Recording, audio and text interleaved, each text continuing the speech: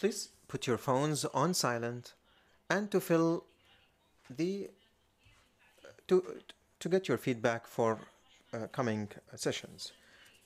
In the name of God, the most merciful, the most compassionate, ladies and gentlemen, peace be upon you all.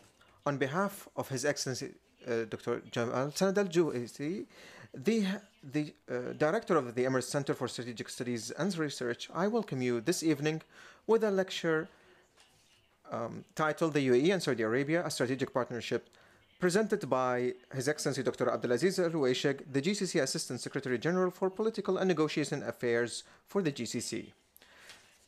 His Excellency has been appointed as an Assistant Secretary General for Political Negotiation Affairs in 2011. He is responsible for coordinating the GCC foreign policy regarding regional and international issues, as well as managing GCC relationships with the rest of the world. He is also responsible for executing the strategic cooperation agreement and programs, international and regional partnerships, trade negotiations, and technical cooperation with countries, international and regional organizations, and other blocs. Before joining the GCC in 1999, he served as an expert at the United Nations and he was also an expert on the United Nations in New York from 1981 to 1999. He had also worked on a number of organization or rather projects for the GCC, including the United Market. He studied economy in the New York University and in Columbia University and in New School University in New York City as well. He worked in a number of universities. The last one was Georgetown University. In addition to his scientific researches about the economical and political situations in the GCC, Aluwaisheg writes a column, a daily or a weekly column for the Saudi Arabia Al-Watan newspaper since 2009, and a weekly column in English in the Arab News newspaper. Also, he writes a monthly column for the Dubai-based Gulf News newspaper, as well as other publications. And now, it's my pleasure to invite His Excellency Abdel Aluwaisheg to present his presentation or lecture. Please proceed.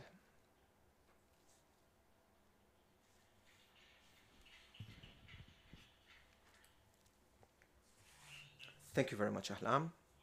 And I would like to thank first His Excellency Dr. Jamal al-Suwaidi and those who work in the center or for all their trust and all their warm welcome and hospitality. Thank you very much. And I would like to thank as well your esteemed presence on the 8th of August. Most of the residents of Abu Dhabi and the world are on vacations, and you disconnected or you cut short your vacation to come and attend this meeting, and I look forward to listening to your comments and your questions. It's an indicator that shows your interest in the topic,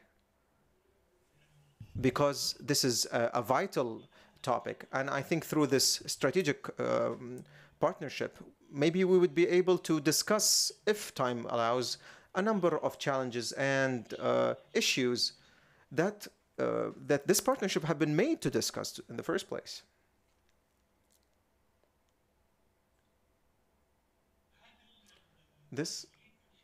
What I would like to, through this presentation, to answer a number of your inquiries regarding the importance of this partnership. But sometimes there's a misconception that we see in media sometimes on when this has partnerships been established, what are its goals, and is it an alternative for the GCC? I think some of these questions have been asked by the media out of good intent. But today we're going to talk about it in a more organized and detailed way. The UAE and Kingdom Saudi Arabia together form a strategic entity that has started for a while till it formulated what it is, what we see today. It has special characteristics on the economical, business, and social characters, and they work together to to to to regain or to maintain the goals of the GCC. And I think its role in this field is pretty clear, and I don't need to talk about it in detail. But I just want to talk about what can this partnership participate in to get all of these goals. The first target or goal is to maintain the peace of the Gulf and the Arab world. So, and this has been clear since its beginning, the beginning of the establishment of this partnership and of the GCC till now. The other, there are two goals. The first, the GCC has two goals. The first one is to maintain peace in the area and in the Arab region on a broader level, and the other one is to enhance business. The UAE and the Kingdom of Saudi Arabia are the two largest economies, whether in the GCC or on the Arab region as a whole. And when we have this economical unity, they will be able not to combine these two economies as I have mentioned, but it can have even more implications than that, which we witness in a lot of alliances. But there are specific characteristics to this alliance, which I will mention at a later time. These two countries are going through a phase of transformation, a transformation from an oil-based economy to multi-economies. Them working together enhances that and enables them to achieve these visions, whether in the Kingdom of Saudi Arabia or in the United Arab Emirates. It's better than each one of them trying on their own. There was an initiative by His Highness Mohammed bin Salman, which he has discussed with the GCC before he entered these strategic partnerships, to achieve that specifically. Instead of each country going through their own transformation programs and to communicate with the outside world, it would be better if we start within ourselves, and especially between the Kingdom of Saudi Arabia and the UAE, as I have mentioned earlier. Economical indicators, which I think you all know. The Kingdom of Saudi Arabia and the UAE are the largest, are the most attractive two countries in the region for international investment. These figures change between one year and another, but if we take the last 20 years, we find that these two countries have the largest portion of this attraction, which is an indicator that people and international entities vote with their money for the stability for these two countries.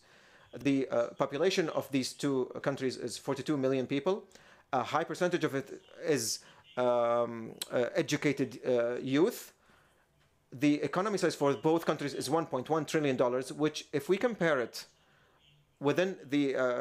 if we compare it to other economies, it's 70% of the Gulf or of the GCC economy, and 43% of the Arab economy.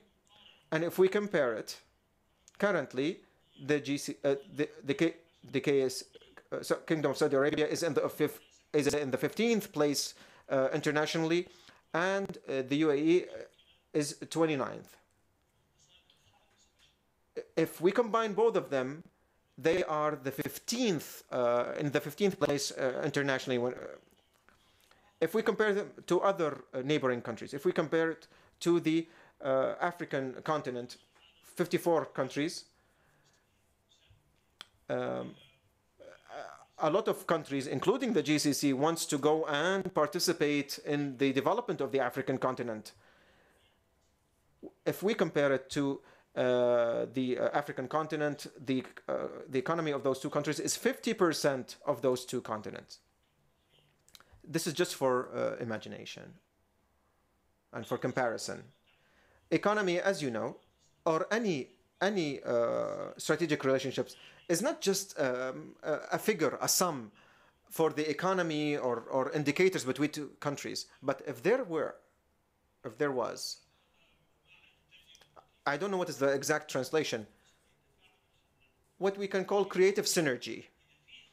If we were able to enable this creative synergy, so the outcome would be more than just combining the sum of two economies. And I think this is the goal of this strategic partnership. Because if we are going in parallel lines, they will achieve certain growth factors. But if they are combined, then the combined force or unified force achieves more. And this is not something that I'm coming out of nowhere with. This is part of the partnership that has been signed, the treaties that have been signed. And to discover the possibilities of this creative synergy. I will mention that later on. So this synergy and this harmony and coordination on different levels, not just the economical one, is very important because it's more than just a sum, a mathematical sum.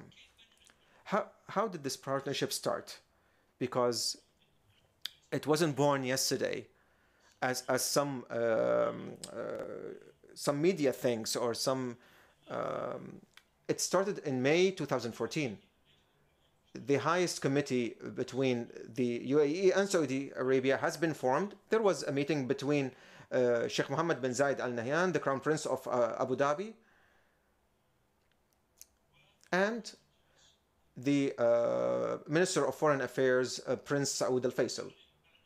And after the meeting, there was a declaration of forming the high committee. And this committee aims to enabling and achieving the vision of the two countries to face the challenges in the region within a very strong and unified framework or frame. And I was lucky at the time that I communicated with some of the members of the committee before the meeting and after the meeting. And they were surprised, and honestly, with what we can call a breakthrough that happened in Abu Dhabi, that occurred in Abu Dhabi on May 2014. This was just the beginning. From that time till now, we have there was a declaration of the establishment of the coordination council between Saudi Arabia and UAE in May 2016, and a number of issues that have been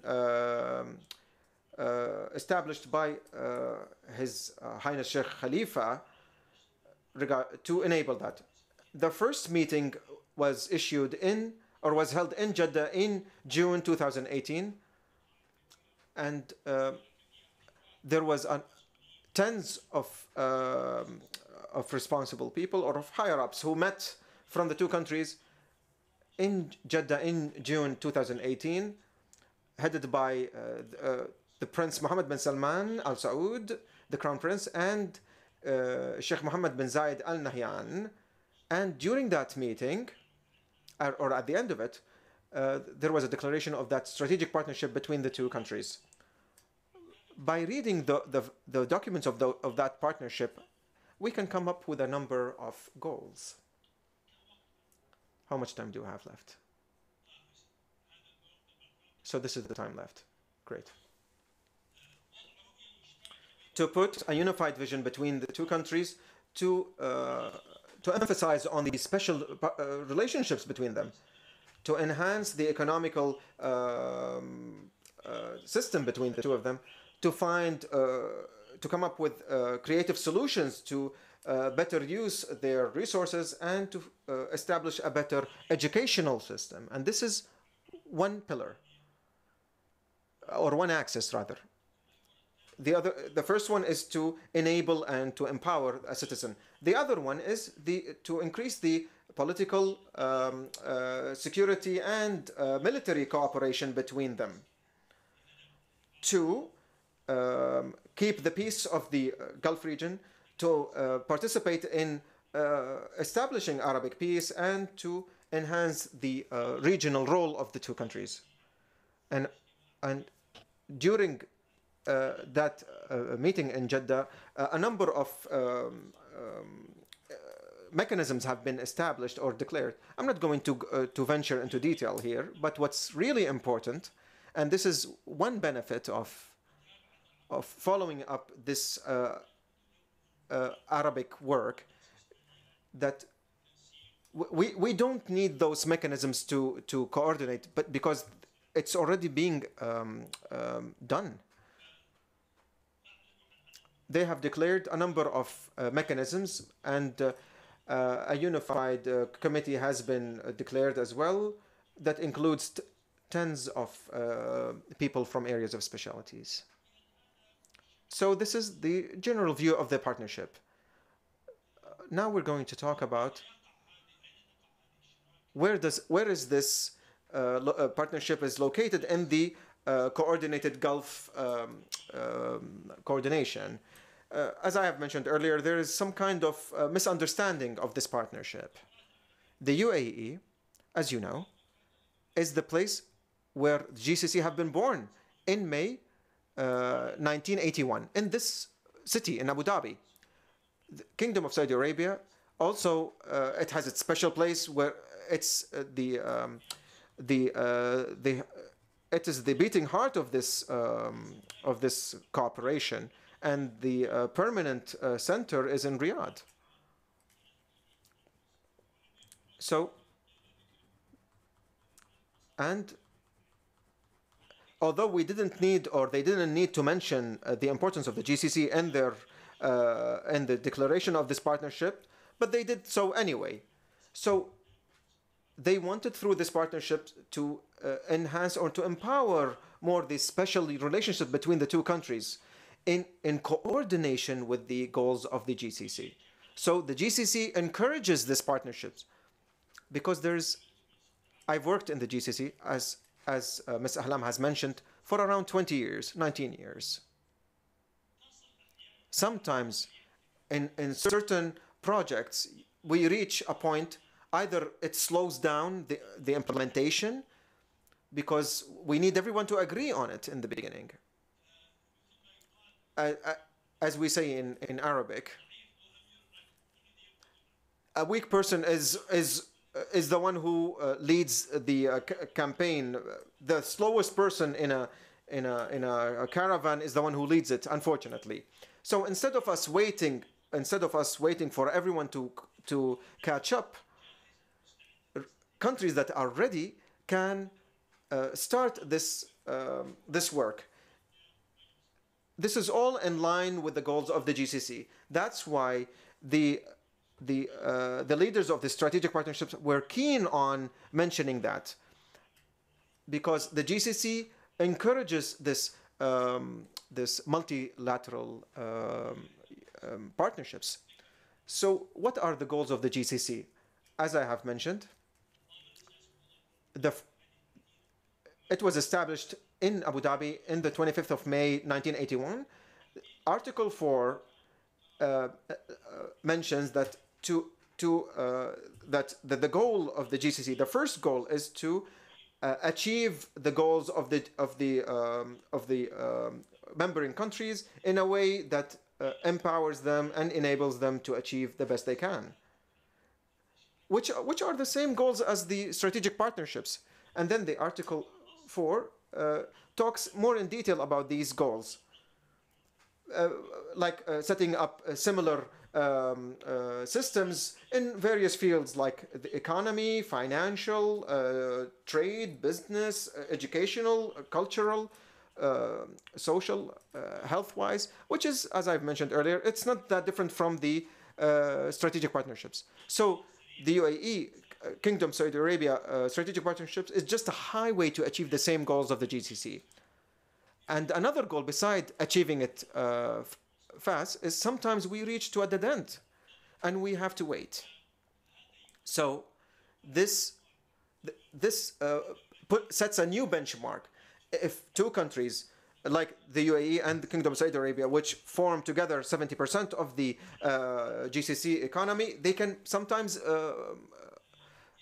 solve things faster, and they become the new benchmark instead of an old benchmark where we needed all 6 countries to agree on. Now we have a new benchmark by the 2 biggest countries in the region to enable or to find solutions, which would be the new starting point.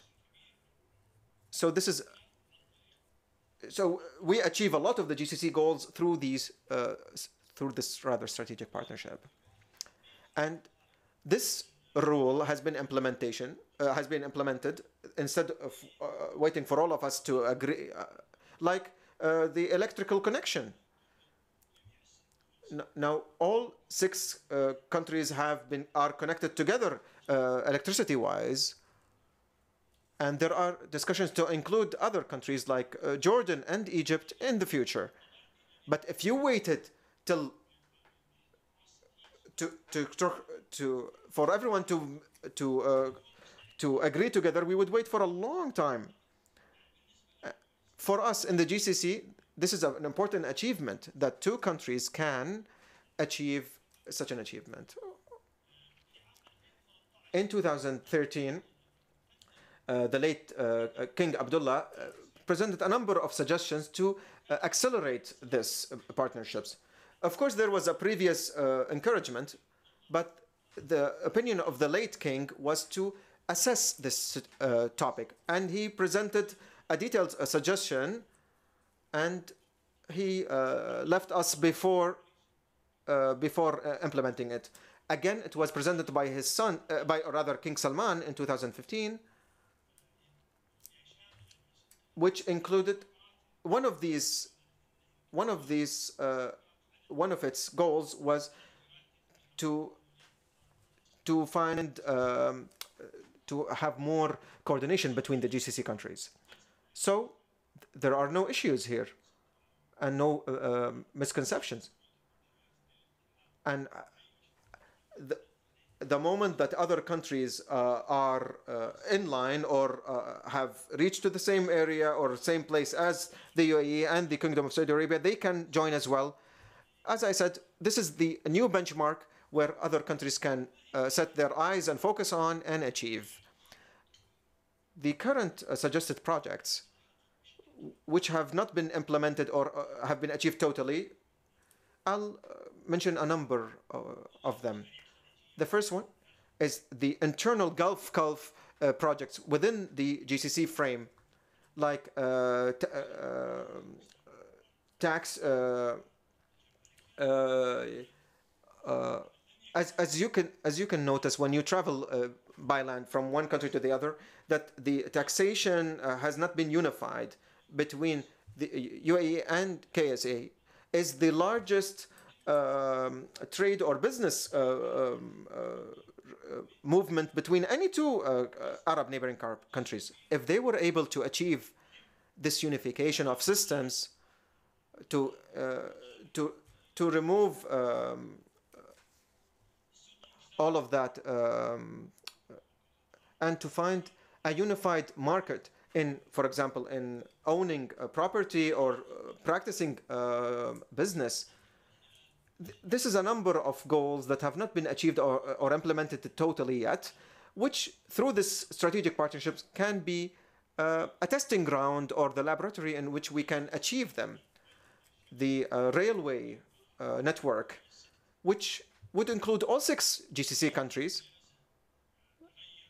The date has been changing since 2013 to 2015, 17, 18, always postponed. I think to a point where I'm not following this on a daily basis, but I think the latest talk was till 2021 to coordinate between 6 countries that have different circumstances and different geography and economical situations is harder than to coordinate between 2 countries, the UAE and the Kingdom of Saudi Arabia. If we notice it on map, it's a natural extension. The deserts, and there are no barriers. There are no mountains between them. So a railway can start between these two countries, since they are anyway the strongest two economies in the region. And there's a lot of discussion about the best way to connect those two countries, or the two countries, through a railway network. To have a unified visa, since I became part of the GCC, and this is something that is discussed. The largest issue here, it's security coordination between the countries that are printing visas. Since we have a lot of trust between the two security systems in the countries, we can reach that solution. As I said, Kingdom of Saudi Arabia and the UAE are the two largest or biggest centers economically and touristically in the region. Once we implement that between the two countries, we achieve 70%. To unify the legislative environment for the financial and banks, for financial markets and banks. Legally, any citizen in the GCC can buy or can participate in the financial and bank systems of another country. However, we want to unify the legislative environment. However, so we want to unify the legal framework, like custodian services and money transfer rules. Once there is a lot of work on unifying the financial and bank environment between the GCC countries, between all six of them. But once we start with the UAE and the Kingdom of Saudi Arabia, then we would achieve a big portion of that. So once we establish that, we can have a system that can work simultaneously and at once on solving all bank and financial issues. So these are all projects, these are all internal Gulf projects that this strategic partnership can move it forward and mobilize it even more. There are also international partnerships, this is one of my main duties in my position, to coordinate and to manage these strategic partnerships, and we have tens of them. Some of them are of the utmost importance. However, the level of achievement takes time. Coordination takes time, even with taking into consideration the basis that I mentioned. So implementing it in real time is harder. With the USA, we have established a very important strategic partnerships in May 2015 between the GCC and the United States of America. The new presidency or government under Trump's has been more keen on establishing this or maintaining this strategic partnerships. The UAE and Kingdom of Saudi Arabia are the most enthusiastic about it, because they have the need currently and the desire as well to achieve or to achieve this strategic partnerships. So can they work as an entity within the GCC to push the remaining countries forward? And as a result of the strategic partnerships, we have 10 different work groups with the USA, because there's a suggestion to have a Gulf American summit. So I spent this morning, before I was preparing for this presentation, I spent a long time on phone and by email in order to bring together and to have the highest number of these working groups meeting before the summit in preparation for the summit. I have it now unofficially, but a part of the strategic partnerships, but we do, it's there, but we don't have the results yet, is the coordination between the two countries. And this would help us in the GCC a lot. With the UK as well, we have a strategic partnerships that has been established in December 2016, in which we agreed on a number between Prime Minister Theresa May and Gulf leaders to enable us to accelerate this partnership. And this strategic partnerships between the UAE and Kingdom of Saudi Arabia would push this strategic partnership faster and accelerate it. So because any day passing without achieving your goals is a wasted day. We have terrorist organizations on the opposite side of on the opposite coast of the Gulf, or in other areas that are not waiting for us. The faster we are in preparation to face these challenges, the better the better position we are in. With China, for example, President Xi Jinping has met with a number of GCC leaders, including King Salman 2 years ago, and soon with the leaders in the UAE. China has a major project, a massive project, the Land Silk Road and the Marine one. They have a desire in specific, and they have mentioned several times that the GCC countries would reclaim its historical position or role in supervising a part of the Silk Road that passes through this region. This is a historical role for the country, for this region, and they mentioned their desire. So this strategic partnerships between the UAE and Saudi Arabia, if it would accelerate this, China has mentioned this or suggested that years ago, before President Xi Jinping visit, they wanted the participation of any Gulf countries. This strategic partnership has been, if the UAE and Saudi Arabia enables this agreement, then I think this would be a massive achievement for the resident or the citizen and for the international business. And we have a lot of economical partnerships with Japan, South Korea, with Australia, with the EU and other countries. So this strategic partnerships between the GCC and the UAE would help us or enable us to achieve goals, because the more negotiations we have, and in those negotiations we mention things that we are already have agreed upon, it would accelerate things. So this is all in a nutshell. Thank you very much. Thank you, Your Excellency, Dr. Abdel Aziz Aluwaisheg, for this present lecture.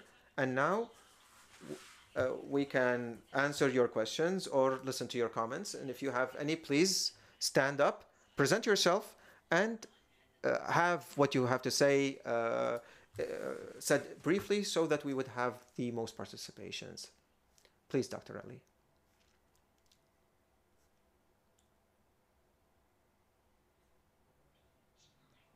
In the name of God, the most merciful, the most compassionate, Your Excellency, Dr. Abdel Aziz Aluwaisheg, with you, Dr. Ali Al-Amoudi, a previous consultant in the UN program for sustainable development. As you know, the UAE and Kingdom of Saudi Arabia have put together strategies and economical visions for the future. 2021 for the UAE and 2030 for Kingdom of Saudi Arabia. There is this desire to, and these visions to, for sustainable development, developing of the economy, and unified political work. According to you, are there unified visions between these two countries? And thank you very much.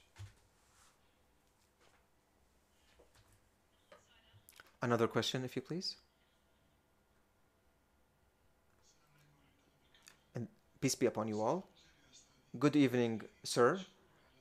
First of all, thank you very much for this presentation. My question is as follows. Of course, under the current circumstances, we require a kind of alliance, like we can call a confederation. There was news that has been said on social media that to remove the borders between the two countries. We would like to know, is this true news or not? And thank you very much.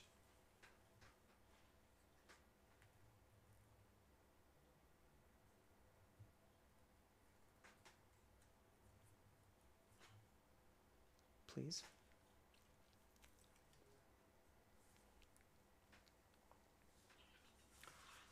Hello, Dr. Abdelaziz. And I enjoyed very much your presentation and the way of your presentation and the language you've used as well. And this, of course, is something that we have been used to for a lot of our expertise, or whether in the UAE or in the Kingdom of Saudi Arabia. You're known for your beautiful presentations. I'm one of those people that have been following the development of the GCC. And I write about that since I'm a writer. I used to write a column and a weekly article in Al-Ittihad newspaper. And I remember that I was impressed by the major transformations that occurred in the Kingdom of Saudi Arabia. And I remember writing an article, and I chose the title, which is The Prince Mohammed bin Salman, the Crown Prince.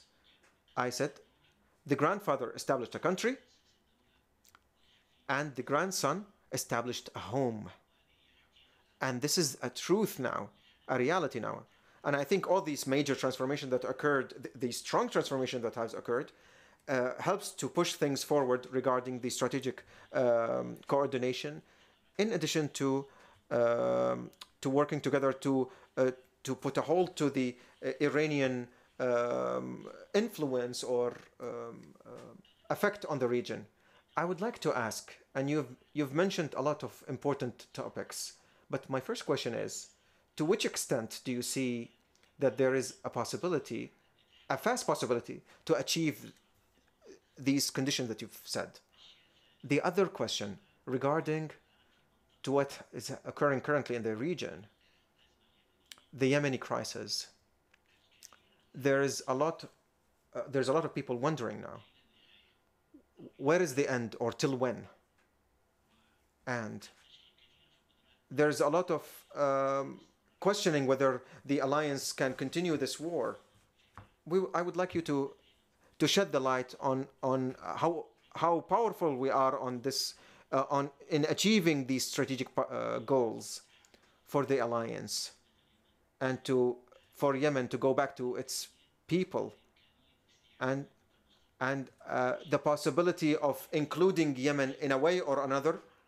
We in the Arabian Peninsula have been divided into two parts: a wealthy, stable north, and to a poor, impoverished, unstable south.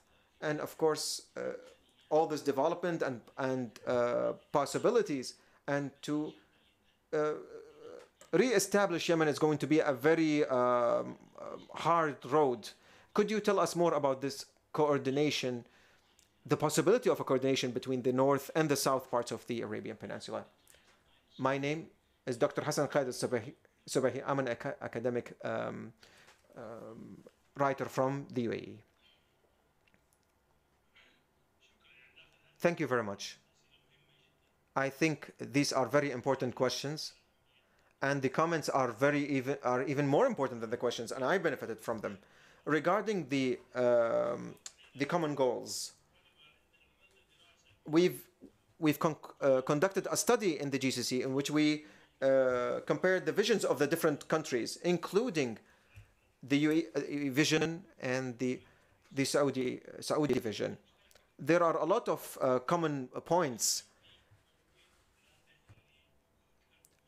The clearest being, one of them is to face the drop in oil prices through finding a variety of other income makers, and to find other exports. You will find that these goals are similar in both countries. For example, we want to increase the participation of, for example, non-oil economy in the total economy by a certain percentage. Another goal is to enable the citizen, whether, or empower the citizen, whether in the UAE or the Kingdom of Saudi Arabia, in different, at varying degrees, the citizen is still a smaller partner rather, in the development plan or process. So these visions, they all aim for the citizen, this normal citizen, when he graduates a university, he is a small partner with parties from outside the region. The vision in both countries is to put more emphasis and to put a larger role for the citizen to increase their chances of joining the private sector. This is the second factor. The third factor is the meetings. All of them talk about enhancing the role of the citizen and women in development.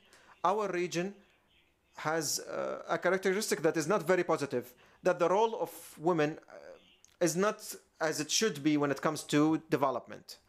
The visions of both countries target that. We've set a matrix where we compare the targets or the goals of these visions in various fields. So the fast answer is yes, there are common visions. Regarding political unity or alliance, I've noticed it in Article 4 from the system of the GCC, in which it says that the goal of this cooperation and coordination is to achieve unity. This vision that has been set by the leaders of the GCC in May 1981. However, they followed a gradual approach to achieve that. Kingdom of Saudi Arabia and the UAE are the results of a massive unity process. In Kingdom of Saudi Arabia, it took 30 years for it to unify, till 1932, when Kingdom of Saudi Arabia was established. And this unification process has continued for several years after that official declaration. The UAE also, the efforts of unifying these different emirates has preceded the British withdrawal. So this emphasis on political unity, and it shows the wisdom of the leaders back in 1981. They didn't want to put a time frame on it or a deadline on it, but they took the gradual approach. From 1981 until now, you find that there are a major difference. We didn't have a business relationship in 1981. The economies were very primitive in 1981.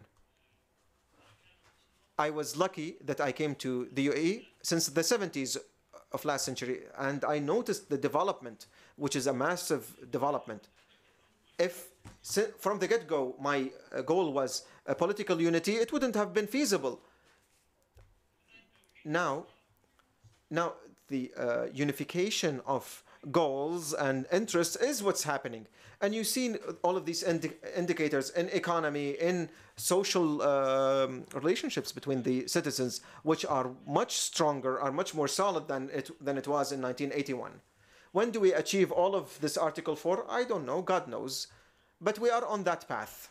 And this political unity, a political unity that is forced upon you without having the right pillars and the right components, would not last. Regarding borders, there was a decision within the GCC, but we haven't been able to implement it till now for various reasons. Each country has, and we don't want to venture into the details here, but each country has its own reason or took a certain approach or procedure that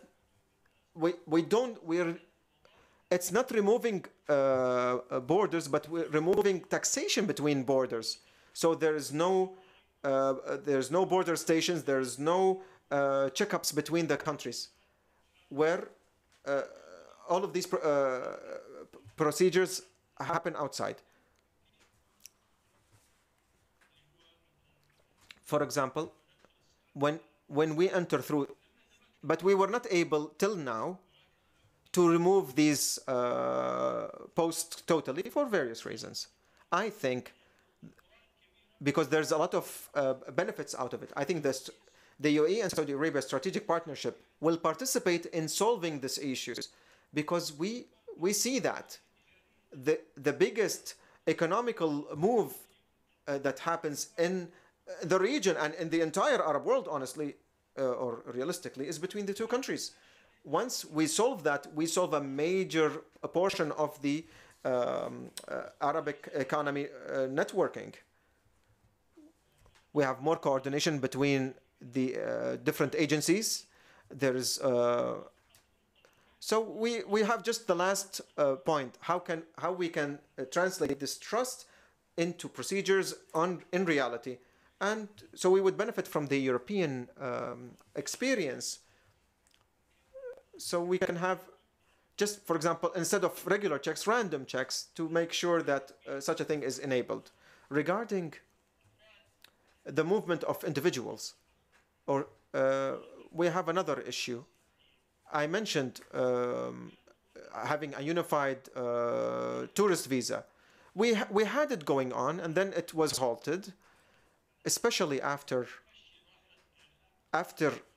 having terrorism, the terrorism phenomena inside the GCC since May 2003 till now. Till now, security bodies have not achieved a total trust level between them. Will they reach it? We hope so. Regarding Yemen, some people indicate that the military process in Yemen is slow. That's true. However, the goal of Saudi Arabia and the alliance countries and the goal of the Yemeni government was not to destroy the Houthis or kill them or end them. No. It's a very sensitive operation. How can we remove their military grip over over the country?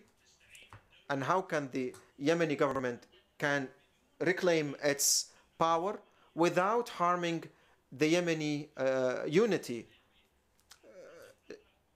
True, there are a number of thousands of citizens have been killed, and it's bad. But if you compare it with other conflicts, you will find that the percentage is much lower. We don't want to win war and to lose peace, to lose the minds and the hearts of the Yemenis and the Yemeni unity.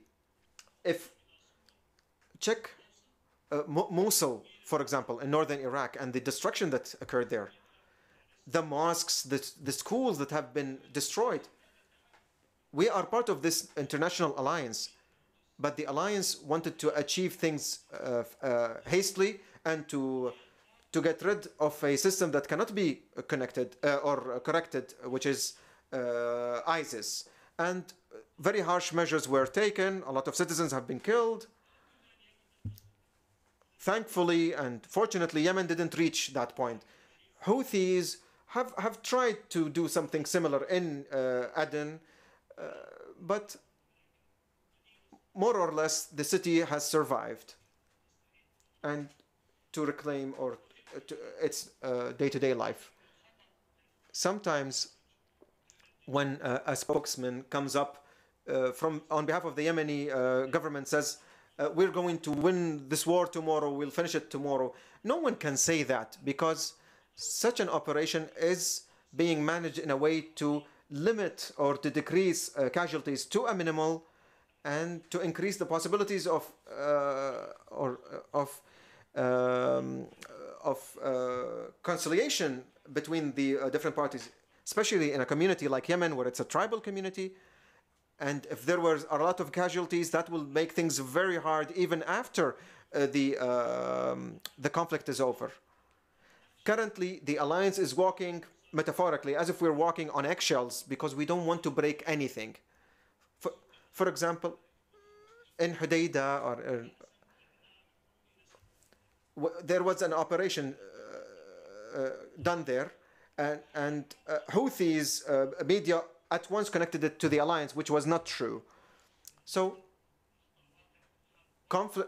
there are mistakes. Mistakes happen at war, and the alliance forces have apologized or paid back or what. If we look now at Yemen, and if you compare it to March 2015, you will find that the Houthis were not able to get back a single city. True, we are moving slowly, but in the right direction. Thank you, Your Excellency. A last question? But please, in short, in brief, if you please. Any last words? No, just I wanted to thank all of you because I think this strategic partnership, and I believe that they're looking at that. They don't want to repeat the mistakes of the GCC in waiting till we agree on everything. You have to walk with what we call ripe fruit, or what you can get. You cannot achieve everything at the same time, but you have to build on the momentum.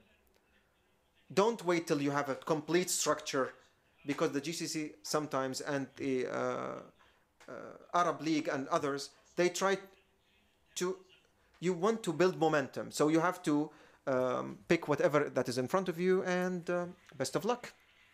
Thank you, Your Excellency. At the end of this lecture, I would like to repeat on behalf of His Excellency Dr.